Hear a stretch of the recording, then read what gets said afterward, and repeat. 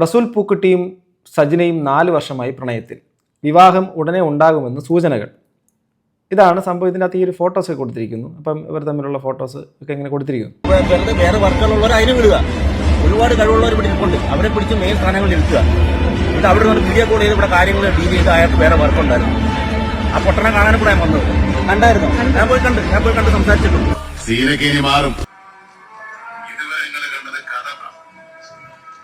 പുള്ളിക്കാരൻ തട്ടി വിളിക്കുകയാണ്, റസൂൽ പൂക്കുട്ടി തട്ടി വിളിക്കുകയാണ്. എന്നിട്ട് ഇങ്ങോട്ട് മാറി നിന്ന് സംസാരിക്കാന്ന് പറഞ്ഞ് മാറി ഇങ്ങോട്ട് വിളിച്ചുകൊണ്ടിരുന്നത്.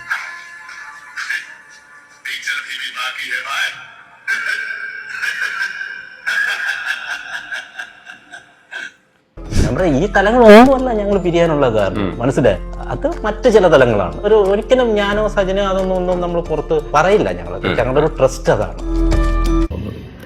നിങ്ങൾ ഇന്ന് ആരാധിക്കുന്ന പല ബിംബങ്ങളും ഡെഫിനറ്റ്ലി അടഞ്ഞു തരിപ്പണമാവും. ഇപ്പോൾ എൻ്റെ ഈ വാക്ക് നിങ്ങൾക്കൊരു പക്ഷേ വെറും കളിയായിട്ടായിരിക്കും തോന്നുന്നത്. തീർച്ചയായും. കാരണം നിങ്ങൾക്ക് ചിന്തിക്കാൻ പോലും പറ്റില്ല. നിങ്ങളിങ്ങനെ ആരാധിച്ച് വലിയ സ്ഥാനത്ത് വച്ചിരിക്കുന്ന പല ബിംബങ്ങളും വൈറ്റ് ആൻഡ് സീ. ഇപ്പോൾ പുള്ളിക്കാരൻ്റെ ലൈഫിനകത്ത് ഇതൊരു സംഭവമായിട്ട്, കാരണം ഇതിനകത്ത് 10 വീക്കിന് മുമ്പേ വന്ന സംഭവമാണ്. എഫ്സ്റ്റൈൻ ഫയൽസ് ഒക്കെ ഇതാവുന്ന സമയത്ത് അതിൻ്റെ അകത്ത് സായി ഇട്ടേക്കുന്ന ഒരു കമൻ്റ് ഉണ്ട്. സായിക്ക് മിക്കവാറും ഈ കാര്യങ്ങളൊക്കെ ധാരണ ഉണ്ടെന്നാണ് ഞാൻ വിശ്വസിക്കുന്നത്. അങ്ങനെയാണെങ്കിൽ മിക്കവാറും സായി ഇതിനെക്കുറിച്ച് വീഡിയോ ചെയ്യാനുള്ള സാധ്യത വളരെ കൂടുതലാണ്. ചെയ്യട്ടെ, എന്താണെന്നുള്ള കാര്യം പുറത്തും വരട്ടെ. അതിനകത്ത് സായിയുടെ കമൻ്റ് ഒക്കെ I name it as Kutty files. കണ്ടോ, നമ്മുടെ ഈ ഒരു സംഭവം ഇപ്പോൾ വന്നേക്കുന്ന റസൂൽ പൂക്കുട്ടിയുടെ കാര്യമായിട്ട് ബന്ധപ്പെട്ടാണ്. അതിനകത്ത് സായി ഇട്ടേക്കുന്ന comment I name it as Kutty files എന്ന് പറഞ്ഞ് പുള്ളി ചിരിക്കുന്നുണ്ട്. IFFK സൂപ്പർ ആയിട്ടുണ്ട്. മുമ്പ് എല്ലാ വർഷവും ഇല്ല, ഞാൻ ഒരു 2-3 ഇയേഴ്സ് ബാക്ക് ഞാൻ വന്നിട്ടുണ്ടായിരുന്നു. ഇതൊക്കെ പറയുമ്പോൾ ഇതിനകത്ത് വേറൊരു സാധനമുണ്ട്. എൻ്റെ മകൻ്റെ ഉമ്മയാണ് എന്തെന്ന് പറഞ്ഞില്ല, അതൊരിക്കലും മാറ്റാൻ പറ്റും. ഹലോ ഗൈസ്, വെൽക്കം, വണക്കം. ഈ ഒരു ന്യൂസ് കണ്ടപ്പോൾ വേറെ പ്രത്യേകിച്ച് അങ്ങനെ ഒരു ഇതൊന്നുമില്ല. എങ്കിലും എന്നെ അറിയുന്നവർക്കറിയാം. കാരണം ബിഗ് ബോസിൻ്റെ നിരവധി സീസണുകൾ ഇങ്ങനെ റിവ്യൂ ചെയ്യുകയും അല്ലെ തുടക്കകാലത്തൊക്കെ എത്രമാത്രമായിരുന്നു എൻ്റെ ആ ഒരു വീഡിയോയുടെ റിവ്യൂ എന്ന് പറയുന്ന ആ ഒരു ഗുണവധികാരം എങ്ങനെയൊക്കെയായിരുന്നു ചെയ്യുന്നത് കണ്ടവർക്കൊക്കെ അന്നുള്ള ആൾക്കാർക്ക് അറിയാം. വേണമെങ്കിൽ ചിലപ്പോൾ നിങ്ങൾ കമൻറ്റ് ചെയ്യുമ്പോൾ കുറച്ച് കൂടുതൽ മനസ്സിലാവും പുതിയ ആൾക്കാർക്ക്. അപ്പോൾ ആ കാലഘട്ടത്തിൽ ഒരു സീസൺ, നമ്മുടെ മണിക്കുട്ടനൊക്കെ ഉള്ളൊരു സീസൺ, ആ സീസണിൽ ഞാൻ ശരിക്കും എനിക്ക് ഇഷ്ടപ്പെട്ടിരുന്ന ഒരു കപ്പിളുണ്ടായിരുന്നു. അവരുടെ പേര് ഫിറോസ് ഖാൻ, ഡേഞ്ചറസ് ഫിറോസ് ആൻഡ് സജന. അപ്പോൾ ആ 2 പേരെയും ആയിരുന്നു അന്ന് സപ്പോർട്ട് ചെയ്ത്. എന്തോ എനിക്ക് നമുക്ക് പലർക്കും പല ഇഷ്ടങ്ങളാണല്ലോ. ഓരോ സീസണിൽ ഓരോ ആൾക്കാരോട് നിങ്ങൾക്ക് താല്പര്യം തോന്നുന്ന എനിക്കും അങ്ങനെയൊക്കെയുള്ള താല്പര്യം തോന്നി. ഞാൻ അവരെ ഭയങ്കരമായിട്ട് ഇഷ്ടപ്പെട്ടു, സപ്പോർട്ട് ചെയ്തു. വളരെ സക്സസ്ഫുള്ളി അവർ നേരത്തെ തന്നെ അതിൽ നിന്ന് പുറത്തേക്ക് പോയി. അപ്പോൾ ഇത് പറഞ്ഞു വന്നത്, അതിനുശേഷം പുറത്തിറങ്ങിയതിന് ശേഷം അവരോട് സംസാരിക്കുമായിരുന്നു. ഈ 2 വ്യക്തികളെയും എനിക്ക് നേരിട്ട് കണ്ടിട്ടുള്ളത് ഇക്കെ മാത്രമാണ് നേരിട്ട് കണ്ടിട്ടുള്ളത്. സജന ഇത്തേനെ ഇതുവരെ നേരിട്ട് കണ്ടിട്ടില്ല. ഫിറോസിക്കെ ഈ അടുത്ത കാലത്താണ് നേരിട്ട് കാണുന്നത്. അല്ലാതെ ഫോണിലൂടെ സംഭാഷണങ്ങളും മറ്റുള്ള കാര്യങ്ങളൊക്കെ സംസാരിക്കാറൊക്കെ ഉണ്ടായിരുന്നു. ഇപ്പം അതും കുറച്ച് കാലമായിട്ട് ഇല്ല. അപ്പം ഇന്ന് അൺഎക്സ്പെക്റ്റഡ് ആയിട്ട് ഇപ്പോൾ ഒരാളെനിക്ക് പലതും നമുക്ക് അയച്ചു തരുമല്ലോ. അപ്പോൾ ഇതിനെക്കുറിച്ച് അന്വേഷിച്ചിട്ട് ഒരു വീഡിയോ ചെയ്യാമോ എന്ന് ചോദിച്ചു. ഇതായിരുന്നു ഇവർ തമ്മിൽ പിരിയാനുള്ള കാരണം എന്നൊക്കെ ചോദിച്ചിട്ടാണ് എനിക്ക് ഇൻബോക്സ് മെസ്സേജ് വന്നത്. അപ്പോൾ സംഭവം ഈ നമ്മുടെ നീലക്കുയിൽ എൻ്റർടൈൻമെൻറ്റ്സിൽ വന്നിരിക്കുന്ന ഒരു ന്യൂസ് ഇതായിരുന്നു. റസൂൽ പൂക്കുട്ടിയും സജിനയും 4 വർഷമായി പ്രണയത്തിൽ. വിവാഹം ഉടനെ ഉണ്ടാകുമെന്ന് സൂചനകൾ. ഇതാണ് സംഭവം. ഇതിൻ്റെ അകത്ത് ഈ ഒരു ഫോട്ടോസ് ഒക്കെ കൊടുത്തിരിക്കുന്നു. അപ്പം ഇവർ തമ്മിലുള്ള ഫോട്ടോസ് ഒക്കെ ഇങ്ങനെ കൊടുത്തിരിക്കുന്നു.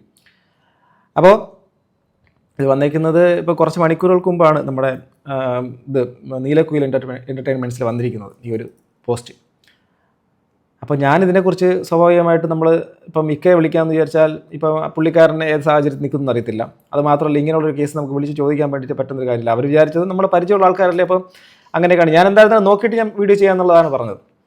സജനാത്തെയും എനിക്ക് ആക്സസ് ഒക്കെ ഉള്ള ആൾക്കാരാണ് ഇവർ 2 പേരും, ആക്സസ് ഒക്കെ ഉള്ള ആൾക്കാരാണ്. പക്ഷേ ഇങ്ങനെ ഒരു വിഷയം എങ്ങനെയാണ് വിളിച്ച് ചോദിക്കുക എന്നുള്ളത്. അപ്പോൾ ന്യൂസ് വന്നു. അപ്പം പിന്നെ ഈ ഒരു സംഭവത്തിൻ്റെ ആധികാരികത അവർ തന്നെ പറയുമായിരിക്കുമെന്ന് ഞാൻ വിശ്വസിക്കുന്നു. പക്ഷേ ഈ ഒരു സംഭവം കുറച്ച് നാളിന് മുമ്പ് ഇപ്പം ഞാൻ ഈ റീസെൻ്റായിട്ട് ഞാൻ അദ്ദേഹത്തിനെ കണ്ടു എന്ന് പറഞ്ഞു. നമ്മൾ പൊളി ഫിറോസ് ഒക്കെ കണ്ടിരുന്നു. കണ്ട സമയത്ത് പുള്ളിക്കാരനാണെങ്കിൽ ഒരുമാതിരി മുഖമൊക്കെ ഒരുമാതിരി ഇരിക്കുന്നു. എന്തോ ഒരു സംഭവം, ഒരു സന്തോഷം അങ്ങോട്ട് എക്സ്പ്രസ് ചെയ്യുന്നില്ല. അപ്പം ഞാൻ ചോദിച്ചു, ഞാൻ ഒരു കാര്യം ചോദിച്ചോട്ടെ, അത് നിങ്ങൾക്ക് തമ്മിൽ എന്തൊക്കെയോ ചെറിയ കൊച്ചു കൊച്ചു പ്രശ്നങ്ങളൊക്കെ ഉണ്ടാവും, അത് നിങ്ങൾക്ക് അങ്ങ് പറഞ്ഞ് പരിഹരിച്ച് ഒന്നായി ജീവിച്ചുകൂടെ? എടാ, അത് അത് ശരിയാവില്ല, അതിന് നടക്കില്ല, അതിനെക്കുറിച്ച് സംസാരിക്കേണ്ട എന്ന് എന്നോട് പറഞ്ഞപ്പോൾ ആ ഒരു വർത്തമാനത്തിൽ നിന്ന് എനിക്ക് മനസ്സിലായി അങ്ങനെ ഒരു കാര്യം സംസാരിക്കുന്നത് പുള്ളിക്ക് അത് ഇഷ്ടമല്ല, താല്പര്യമില്ല, പുള്ളിക്ക് അതിനകത്ത് എന്തൊക്കെയോ ഒരു ഇതുണ്ട് എന്നുള്ളത് എനിക്ക് മനസ്സിലായി. അപ്പോൾ പിന്നെ ഞാൻ ആ പരിപാടി അവിടെ വെച്ച് നിർത്തി, സംസാരിച്ചിട്ടില്ല. പക്ഷേ അതിന് ശേഷം ഇപ്പോൾ കേൾക്കുന്ന ന്യൂസാണ് റസൂൽ പൂക്കുട്ടി സജനയായിട്ട് 4 വർഷമായി പ്രണയത്തിൽ, വിവാഹം ഉടനെ ഉണ്ടാകുമെന്ന് സൂചനകൾ. കാരണം 3 വർഷമേ ആയിട്ടുള്ളൂ ഇവർ തമ്മിലുള്ള, എൻ്റെ അറിവിൽ ശരിയാണെങ്കിൽ 3 വർഷമൊക്കെ തന്നെ ആവുള്ളൂ ഈ സജനാത്തെയും ഫിറോസിക്കയും തമ്മിൽ അവർ വേർപിരിഞ്ഞിട്ട്. പക്ഷേ മക്കൾക്ക് വേണ്ടിയിട്ട് അവർ ഒരുമിച്ച് തന്നെയാണ് മുന്നോട്ട് പോകുന്നത്. രണ്ടുപേരും ഇപ്പം നാദിറയുടെയൊക്കെ ആ ഒരു വീടിൻ്റെ ഹൗസ് വാമിങ്ങിനൊക്കെ അവർ ഒരുമിച്ച് വന്നിരുന്നു. പല സ്ഥലങ്ങളിലും പ്രോഗ്രാമുകൾക്കും ഇവർ ഒരുമിച്ച് പോകാറുണ്ട്. അപ്പോൾ അവർ തമ്മിൽ ആ ഒരു സൗഹൃദം നിലനിർത്തുന്നു. ഭയങ്കര നല്ലൊരു കാര്യം അതൊക്കെ. ഓക്കെ, അപ്പോൾ ഇതാണ് സംഭവം. പക്ഷേ ഈ ഫിറോസിക്ക കുറച്ച് വീഡിയോസൊക്കെ മുമ്പിട്ടിരുന്ന് കണ്ടിട്ടുണ്ടായിരുന്നു. അന്ന് കണ്ട സമയങ്ങളിലൊക്കെ ഇതെന്താ ഇങ്ങനെ എന്ന് തോന്നിയിരുന്നു. പക്ഷേ ഇന്ന് ആ സാധനങ്ങളൊക്കെ വേറെ തരത്തിലേക്കൊക്കെ നമുക്ക് ചിന്തിപ്പിക്കാൻ വേണ്ടിയിട്ടുള്ള സാഹചര്യം ഒരുക്കുന്നുണ്ട്. എന്താണെന്നുള്ള കാര്യം നോക്കാം. ആ ഒരു വീഡിയോക്കകത്ത് അദ്ദേഹം ചില കാര്യങ്ങളൊക്കെ പറയുന്നുണ്ട്. ഈ റസൂൽ പൂക്കുട്ടി എന്ന് പറഞ്ഞ അദ്ദേഹത്തിന് തന്നെ സ്റ്റേജിൽ കയറി കണ്ടിട്ട് ഉള്ള കുറച്ചധികം പ്രകടനങ്ങളൊക്കെ, ഇച്ചിരി വഴക്ക് പ്രശ്നങ്ങളൊക്കെ ഉണ്ടായിട്ടുണ്ട്. പബ്ലിക്കായിട്ടൊക്കെ തന്നെ വിളിച്ച് പറഞ്ഞ കാര്യങ്ങളാണ്.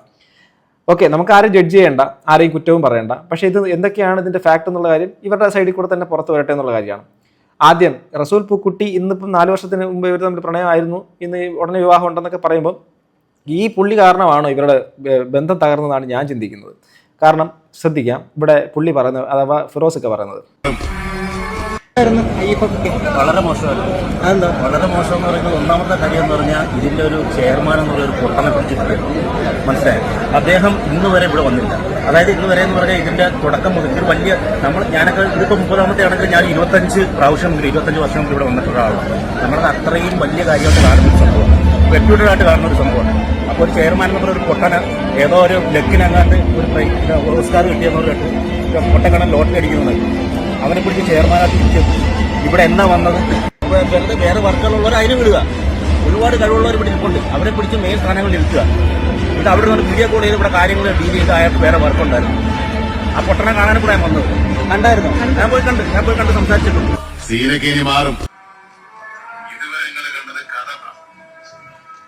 പുള്ളിക്കാരൻ തട്ടി വിളിക്കുകയാണ്, റസൂൽ പൂക്കുട്ടി തട്ടി വിളിക്കുകയാണ്. എന്നിട്ട് ഇങ്ങോട്ട് മാറി നിന്ന് സംസാരിക്കാമെന്ന് പറഞ്ഞ് മാറി ഇങ്ങോട്ട് വിളിച്ചുകൊണ്ടിരുന്നത്.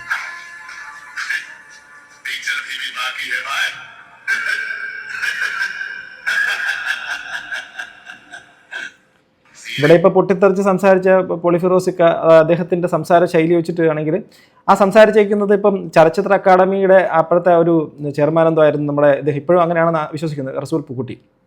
അദ്ദേഹം നമുക്കറിയാമല്ലോ, നമുക്ക് അഭിമാനമായിട്ടുള്ള ഓസ്കാർ അവാർഡ് ജേതാവും കൂടിയാണ് അദ്ദേഹം. അപ്പോൾ അദ്ദേഹം വളരെയധികം നമുക്ക് അഭിമാനം ഉള്ള ഒരു എന്താണ് ഒരു പ്രഗത്ഭനായിട്ടുള്ള ഒരു ടെക്നീഷ്യൻ തന്നെയാണ് സിനിമ ഇൻഡസ്ട്രിയിൽ. പക്ഷേ സൗണ്ട് എഞ്ചിനീയർ, സൗണ്ട് ഡിസൈനറൊക്കെയാണ് അദ്ദേഹം. അപ്പം അദ്ദേഹത്തിൻ്റെ ഒരു പ്രസൻസ് ആണോ ഇവരുടെ ലൈഫിനെ ഇങ്ങനെ ആക്കിയത്? കാരണം ഈ പോളിഫിറോസിക്ക തുടക്കത്തിൽ പറയുന്നത് ഒരു റസൂൽ പൂക്കുട്ടിയോടുള്ള ഒരു പ്രതിഷേധമൊന്നുമല്ല, തൻ്റെ ലൈഫിൻ്റെ അകത്ത് നടന്നിട്ടുള്ള എന്തോ ഒരു കാരണത്താൽ അയാളോടുള്ള ദേഷ്യമാണ് ഈ ഒരു സംസാരത്തിൽ നിന്ന് നമുക്ക് വ്യക്തമായിട്ട് മനസ്സിലാക്കാൻ വേണ്ടിയിട്ട് പറ്റും. ഇപ്പോൾ ഈ ഒരു കാര്യം, ഈ ഒരു ന്യൂസൊക്കെ പുറത്തു വരുന്ന സമയത്ത് ഇദ്ദേഹമായിരുന്നോ ഇവരുടെ ലൈഫിൻ്റെ ഇടയ്ക്ക് നടന്ന ഈ ഒരു ഡ്രാമാറ്റിക്കൽ ചേഞ്ചും ഇവരുടെ രണ്ടുപേരും രണ്ട് വഴിക്ക് പോകാനുള്ള കാരണവും എന്നുള്ള കാര്യവും വേറൊരു വീഡിയോക്കകത്ത് പുള്ളി തന്നെ പറയുന്നുണ്ട്, എന്തെങ്കിലും പുറത്തു വരുമെന്നുള്ള കാര്യം. അതും കൂടെ ഒന്ന് കാണിച്ചു തരാം. അതിൻ്റെ ഞെട്ടലാണ് ആരാധിച്ചിരുന്ന പല ബിംബങ്ങളും ഉടഞ്ഞ തരിപ്പണമായിരിക്കും. പക്ഷെ എനിക്ക് വലിയ ഞെട്ടലോ കാര്യങ്ങളൊന്നും ഉണ്ടായില്ല. കാരണം ഇവിടെ നമ്മുടെ ഇൻഡസ്ട്രിയിൽ ഇതുപോലൊരു ഫയൽ ഒരിക്കൽ തുറക്കപ്പെടും. നിങ്ങൾ ആരാധിക്കുന്ന പലരും അന്ന് ഉടഞ്ഞ തരിപ്പണമാകും.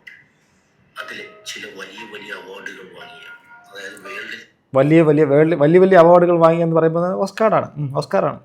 ഏറ്റവും ഫേമസ് ആയിട്ടുള്ള അവാർഡ് വാങ്ങിയ ചില മലയാളി, അവരൊക്കെ ഇതിലും ഈ ഫയൽ നമ്മൾ കണ്ടതിലും വികൃതമായി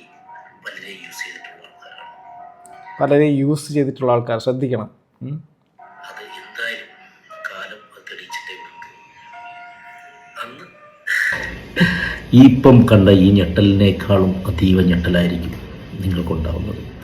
നിങ്ങൾ ഇന്ന് ആരാധിക്കുന്ന പല ബിംബങ്ങളും ഡെഫിനറ്റ്ലി ഉടഞ്ഞു തരിപ്പണമാവും. ഇപ്പോൾ എൻ്റെ ഈ വാക്ക് നിങ്ങൾക്കൊരു പക്ഷേ വെറും കളിയായിട്ടായിരിക്കും തോന്നുന്നത്. തീർച്ചയായും.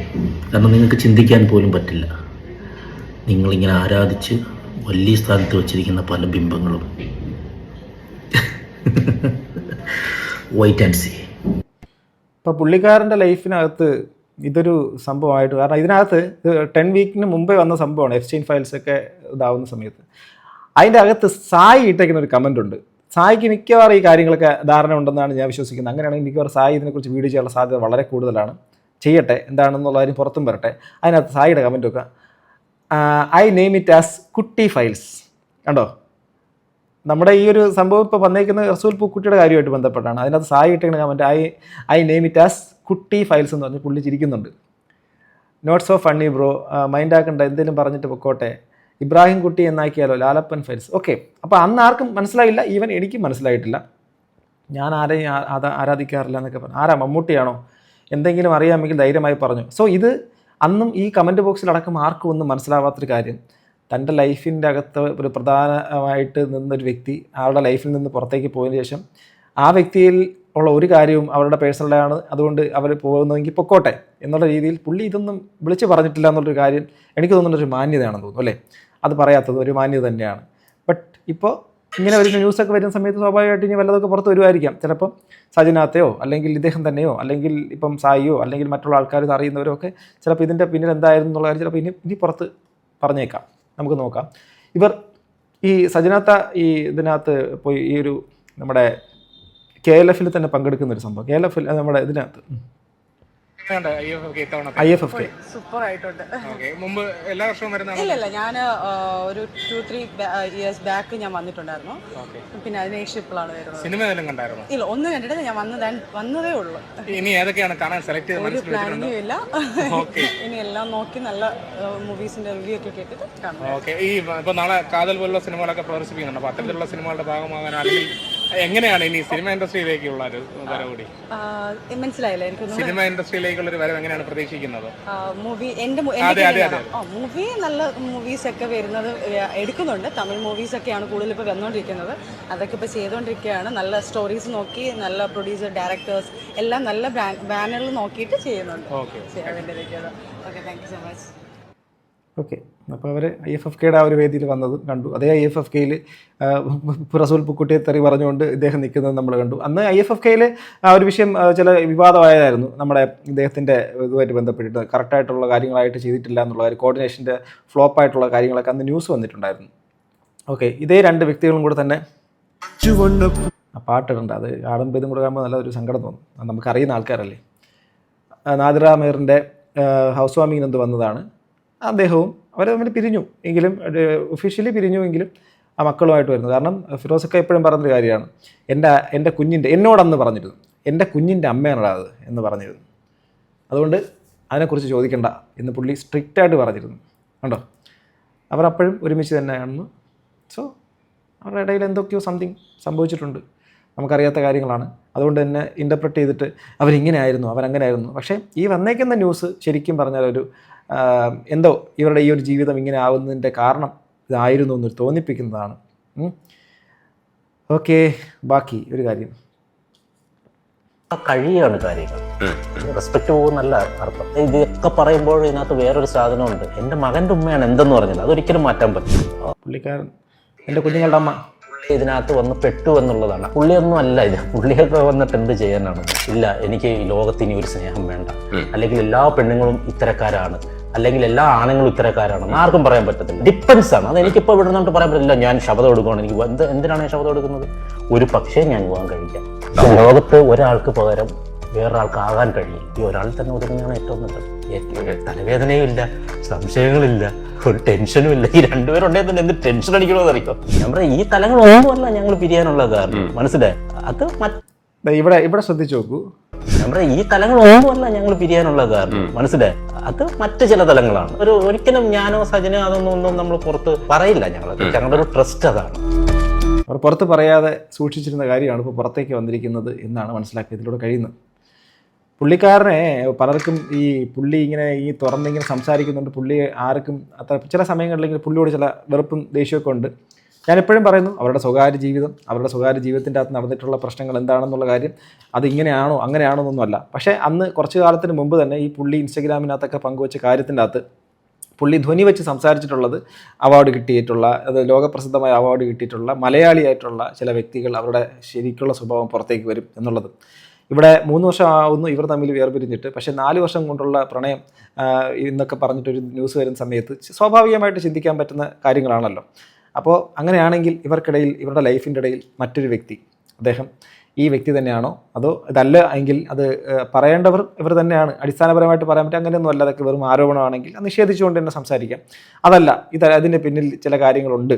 അവരുടെ ലൈഫിൻ്റെ ഇടയ്ക്ക് മറ്റൊരാൾ വന്നു കയറിയതിന് ശേഷം അവരുടെ ലൈഫ് താറുമാറായി, അവസാനം അവർക്ക് പിരിയേണ്ട സാഹചര്യം വരെ വന്നു എന്നുള്ളതാണ്. ഉറപ്പിച്ച് പറയാൻ പറ്റുമെന്ന് വെച്ചാൽ IFFKയുടെ വേദിയിൽ കയറിയിട്ട് അവിടെ പോയിട്ട് ആ റസൂൽ പൂക്കുട്ടി എന്നുള്ള വ്യക്തിയെ മാറ്റി നിർത്തിക്കൊണ്ട് പോളി ഫിറോസ് സംസാരിച്ചിട്ടുള്ള ഇതൊക്കെ വെച്ച് കാണുന്ന സമയത്ത് അവിടെ എന്തോ ഒരു സംതിങ് ഫിഷി എന്നുള്ളത് വ്യക്തമാണ്, എവിഡൻ്റ് ആണ്. ഇനി ബാക്കിയൊക്കെ അവർ തന്നെ പറയട്ടെ. ഇപ്പോൾ അല്ലെങ്കിൽ ഇപ്പോൾ സായി ഇട്ടങ്ങനെ കമൻറ്റ് ഉണ്ടല്ലോ, കുട്ടി ഫയൽസ് എന്ന് ഇടുമെന്ന് പറയുന്നത്. അപ്പോൾ റസൂൽ പൂക്കുട്ടി, അപ്പോൾ കുട്ടി ഫയൽസ്, അപ്പോൾ അത് വേറെ എന്തൊക്കെ സംതിങ് ഇതിൻ്റെ പുറകിൽ ഇനി ഉണ്ട് എന്നുള്ളത് തന്നെയാണ്. മേ ബി ഇത് ചിലപ്പോൾ ഒരു ഇപ്പോൾ എന്താണ് നമ്മുടെ നീലക്കുയിലൂടെ ഈ ഒരു പോസ്റ്റായിട്ട് വന്നു. ഇനി ഇത് അറിയുന്ന ആൾക്കാർ സംസാരിച്ച് തുടങ്ങും. സ്വാഭാവികമായിട്ടും പല കാര്യങ്ങളും പുറത്തേക്ക് വരാൻ സാധ്യതയുണ്ടെന്ന് ഞാൻ വിശ്വസിക്കുന്നു. ചിലപ്പം ഇതൊരു ലൂപ്പായിട്ട് ക്രിയേറ്റഡ് ആവാൻ പോലും സാധ്യതയുണ്ടെന്ന് തോന്നുന്നു. എന്തല്ലേ, ഞാനിതിൽ കൂടുതൽ കമൻറ്റ് ചെയ്യുന്നില്ല, ബിക്കോസ് പുറത്ത് വരട്ടെ സത്യങ്ങൾ. വെയിറ്റിംഗ്. സോ ഗൈസ്, നിങ്ങളുടെ അഭിപ്രായം താഴെ കമൻറ്റ് ബോക്സിൽ രേഖപ്പെടുത്തുക. അടുത്തൊരു വീഡിയോ വീണ്ടും കാണുന്നവരെ ബൈ.